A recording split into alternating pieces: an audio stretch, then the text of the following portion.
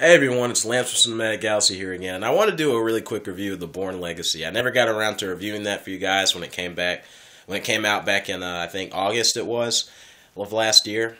And yeah, basically, this is a movie that I was very excited for a long time. It was one of my most anticipated films of 2012, and it was something that initially when it was announced, I wasn't excited for it. I didn't really know much about Jeremy Renner, and I just didn't like the fact that Matt Damon wasn't going to be in it as Jason Bourne. So yeah, I was very skeptical and on the fence. But then when the teaser trailer came out, I believe I made a review of that. It just really blew me away and really got me excited and intrigued about what this film was going to be.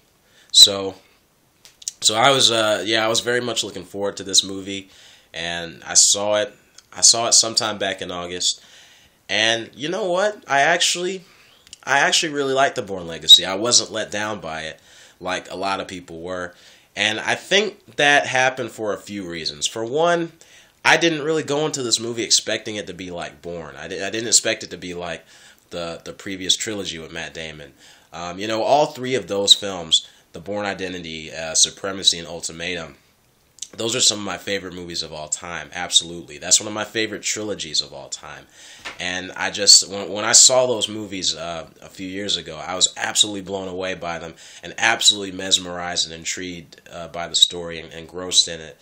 And yeah, those are some of my favorite movies of all time. And The Bourne Legacy, I wasn't expecting it to be exactly like the Bourne movies in terms of its style and its tone. And while there's certainly moments that are very Bourne reminiscent and that remind you of Bourne, and I think that's a good thing, at the same time it does feel like something different, and I don't think that's an entirely bad thing. I think that the story of this film, first of all, is actually pretty good. Maybe it could have been told a little better, because a lot of it's just told through characters talking and blah blah blah blah. But I mean, I guess it was really kind of the same with the other movies, but I mean, I think the story makes sense. The story's good. I think it's really cool that it's a parallel story that's going on at the same time as the events of the Bourne Ultimatum, and to me that was always really cool. And yeah, I mean, overall it's well told. I think that other areas where the movie could have maybe polished up a bit with some of the fight scenes. Sometimes the camera moves around a little too much.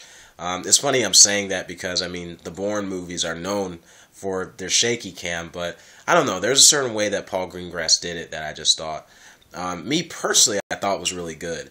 But I think in this film, the action is good. There's a really cool chase scene near the end that I love. And a lot of the action is good, but I mean, I just think that some of the fight scenes could have been brushed up a little better so you could actually follow what was going on. Because for some reason I was able to follow what was going on in the other Bourne movies. But anyway, I think moving on to the real positives of this movie, moving on to the real positives of this movie, I think that the biggest things that hold this movie together are the performances of Jeremy Renner and Rachel Weisz.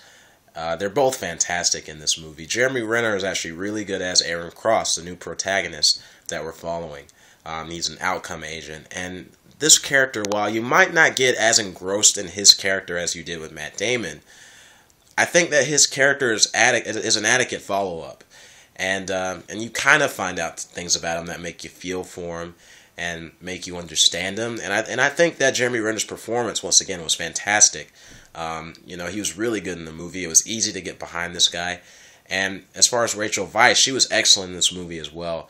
As just being kind of a regular person who all of these crazy events were happening to. And I just thought that her performance and the way her character was written was very realistic. The way she reacted to everything was actually very realistic. And she's actually probably my favorite female character out of any of the Bourne films. I really, really liked her a lot. And yeah, she was great in the film. So yeah, overall, The Bourne Legacy, I thought it was really good. I didn't think it was a letdown. It might not be entirely necessary, but it wasn't really a letdown for me. It wasn't as great as it could have been either, but I mean, it wasn't on the level of the other three Bourne movies if you really want to compare it. But I think that for what it is, being a side story, being kind of, I think it's really cool, actually. I think it kind of opens up the world of Bourne.